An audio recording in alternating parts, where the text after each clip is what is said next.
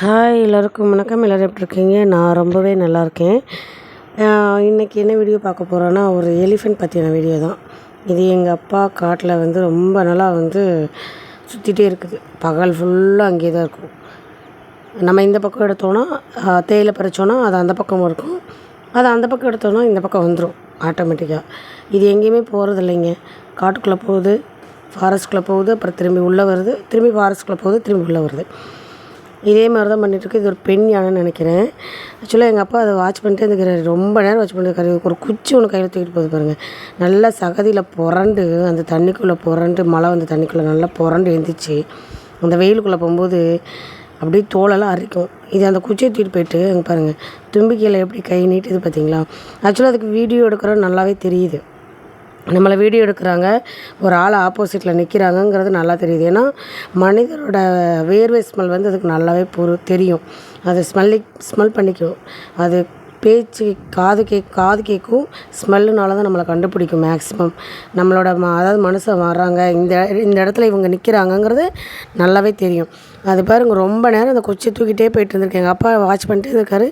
எதுக்கு இந்த குச்சியை தூக்கிட்டு போகுது அப்படின்னு அவர் யோசனை பண்ணிவிட்டு, சரி இந்த வீடியோ எடுப்போம் அப்படின்னு தான் எடுத்திருக்காரு. அது அந்த குச்சியை விடாமல் கை தும்பிக்கை வலிச்சிச்சின்னா வாயில் வச்சுக்குது. வாயிலேருந்து அப்புறம் தும்பிக்கை கொண்டு வந்தது பாருங்கள், விடவே இல்லை. அப்புறம் சகதியிலலாம் புரண்டதுனால தோலெல்லாம் அப்படியே இறுக்கி பிடிக்கும். நம்ம வெயிலுக்கு இல்லையா, எப்படி சொரியுது பாருங்கள். மனுஷன் மாதிரியே காலை பின்னாடி வச்சு சொரிஞ்சிட்ருக்கு. மொத்தத்தில் நம்மளை மாதிரி தான் எல்லா ஜீவனும் இருப்பாங்க போல இருக்குது. இங்கே பாருங்கள், குரங்கும் நம்மளை மாதிரி தான், இவங்களும் நம்மளை மாதிரி தான், எல்லாருமே நம்மளை மாதிரி தான். ஆனால் இவங்க ரொம்ப முக்கிய தேவைங்க காட்டுக்கு. ஏன்னா அதிகமாக மரம் செடி வளர்கிறதுக்கெல்லாம் இவங்க தான் உபயோகப்படுறாங்க. இவங்க போடுற சாணத்தில் இருக்கிற கொட்டைகள்லாம் பார்த்திங்கன்னா நல்லாவே நம்மளுக்கு மரஞ்செடிகள் கொடுக்கும். அங்கே பாருங்கள் எவ்வளோ அழகாக தும்பிக்கை தூக்கி அப்படியே காமிச்சிட்ருக்காங்க. ஆனால் அழகுன்னெலாம் சொல்ல முடியாதுங்க. பக்கத்தில் வந்ததுன்னா நம்மளை போட்டு சாப்பிட்றோம், அது வேறு விஷயம். எங்கள் அப்பா எப்படி ஒரு 1/2 கிலோமீட்டர் 1 கிலோமீட்டருக்கு அங்கே பாருங்கள் எப்படி காது குடையுது. இதுக்கு தான் இந்த குச்சி தூக்கிட்டு போயிருக்கு. அதனால தான் இந்த வீடியோவை எங்கள் அப்பா எடுத்திருக்காரு. என்ன காரணம் பாருங்கள், எங்கள் அப்பா சொன்னார், மனுஷன் மாதிரியே காது குடையுது பாப்பா அந்த யானை. இதுதான் நான் ஃபஸ்ட் டைம் இப்படி பார்க்குறேன். குச்சி எடுத்து காது குடைஞ்சிட்ருக்கு. நம்ம பட்ஸ் வச்சு காது குடைவோம்ல, அது மாதிரி அது குச்சி எடுத்து காது குடைஞ்சிட்ருக்கு. இதுக்கு தான் இந்த குச்சி எடுத்துகிட்டு போயிருக்குது அது.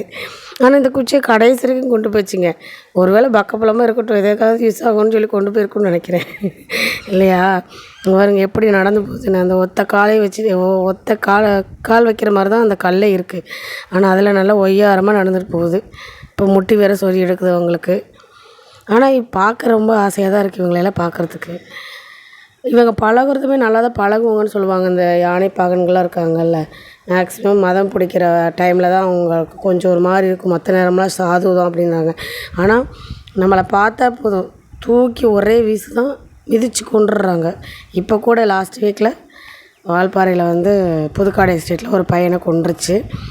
ஆக்சுவலாக அது எதனாலன்னு தெரியாது. ஆனால் இது ரொம்ப சேஃப் தாங்க. ஆனால் வீடியோ எடுக்கலாம், ஆனால் ரொம்ப தூரமாக இருந்து வீடியோ எடுக்கணும். இது எங்கள் அப்பா சொன்னார், ரெகுலராகவே இங்கே தான் பாப்பா இருக்கும், எங்கேயுமே போகாது.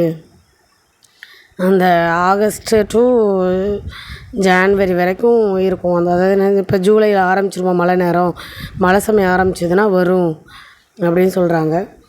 இப்போல்லாம் ரெகுலராகவே பழகிருச்சுங்க. முன்னாடி நாங்கள் இருக்கும்போதெல்லாம் என்ன சொல்கிறதுனா ரேரு. யாராவது சொல்லுவாங்க, யானை பவுண்டரில் நிற்கிது, அந்த பக்கம் போகாதீங்க. பவுண்டர்னால் சில பேருக்கு யாருக்குமே தெரியாது. எஸ்டேட்காரங்களுக்கு நல்லாவே தெரியும் பவுண்டர்னால் என்னென்னு. அது சோலையோட ஓரங்கள் இருக்கும் பார்த்தீங்களா, அது மாதிரி அதுதான் இது. அந்த பவுண்டரில் நிற்கிதுன்னு சொல்லுவாங்க.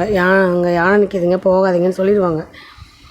இப்போவுமே எல்லாத்துக்குமே அனௌன்ஸ்மெண்ட் வந்துடுதுன்னு நினைக்கிறேன் வாட்ஸ்அப்பில் மோஸ்ட்லி, யானை எந்த இடத்துல நிற்கிது அப்படின்னு சொல்லிட்டு. அதனால் தயவுசெய்து யானை நின்றுச்சின்னு வாட்ஸ்அப் வந்துச்சுன்னா அந்த பக்கம் போகாதீங்க. இப்போ ரொம்ப கொடூரமாக இருக்காங்க இவங்கெல்லாம்.